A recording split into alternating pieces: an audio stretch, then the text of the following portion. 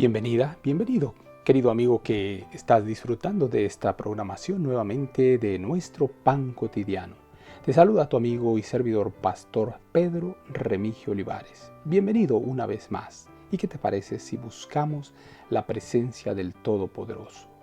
Amantísimo Padre que estás en los cielos, santo, santo, santo es tu nombre, Señor. Gracias por el privilegio de abrir tu palabra. Lámpara es a mis pies tu palabra y lumbrera mi camino. Quédate con nosotros. En el nombre de Jesús.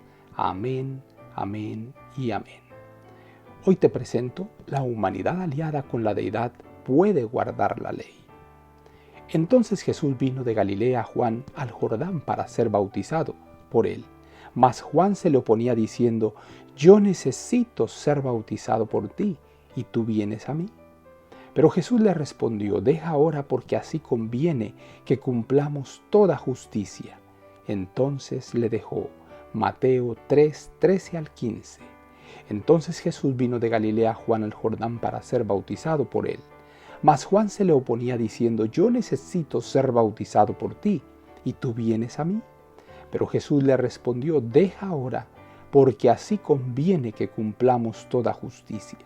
Entonces le dejó. Mateo 3, 13 al 15. Al cumplir toda justicia, Cristo nos llevó la justicia a un fin. Cumplió todas las exigencias de Dios en arrepentimiento, fe y bautismo, los pasos en la gracia y la conversión genuina. En su humanidad, Cristo colmó la medida de las exigencias de la ley. Fue la cabeza de la humanidad, su sustituto y garante.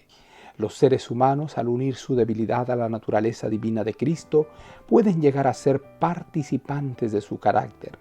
Cristo vino para dar un ejemplo de perfecta conformidad con la ley de Dios, tal como se requiere de todos, desde Adán, el primer hombre, hasta la última persona que viva en la tierra.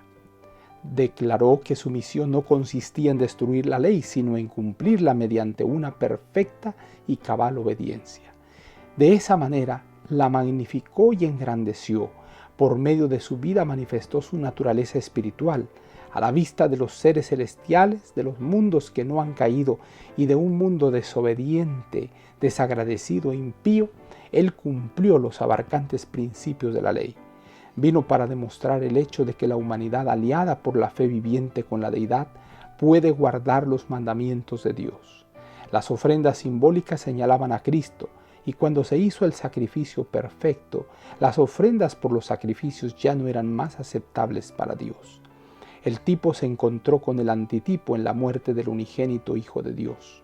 Vino para poner en claro el carácter inmutable de la ley de Dios, para declarar que la obediencia y la transgresión nunca serán premiadas por Dios con la vida eterna. Vino como hombre a la humanidad para que ésta pudiera tocar la humanidad. Pero en ningún caso vino para disminuir la obligación de los mortales de ser perfectamente obedientes. No destruyó la validez de las escrituras del Antiguo Testamento. Cumplió lo que había sido predicho por Dios mismo. Vino no para liberar a los seres humanos de los requerimientos de la ley, sino para abrir un camino por medio del cual pudieran obedecer esa ley y enseñar a otros a hacer lo mismo. Manuscritos inéditos, página 292 y 293. Entonces Jesús vino de Galilea a Juan al Jordán para ser bautizado por él. Mas Juan se le oponía diciendo: yo necesito ser bautizado por ti, ¿y tú vienes a mí? Pero Jesús le respondió: deja ahora, porque así conviene que cumplamos toda justicia. Entonces le dejó. Padre querido, gracias por el mensaje de tu palabra, que es un mensaje edificante, un mensaje motivador y reanimador. Señor, llena con tu presencia nuestras vidas, llena con tu presencia nuestros corazones. Nos encomendamos a ti, hágase tu voluntad. En el nombre de Jesús lo agradecemos todo. Amén, amén y amén. Jehová te bendiga y te guarde. Jehová haga resplandecer su rostro sobre ti y tenga de ti misericordia. Jehová alce a ti su rostro y ponga en ti paz. No lo olvides, conserva una sonrisa en tus labios, una oración en la mente y una canción en el corazón. Hasta la próxima.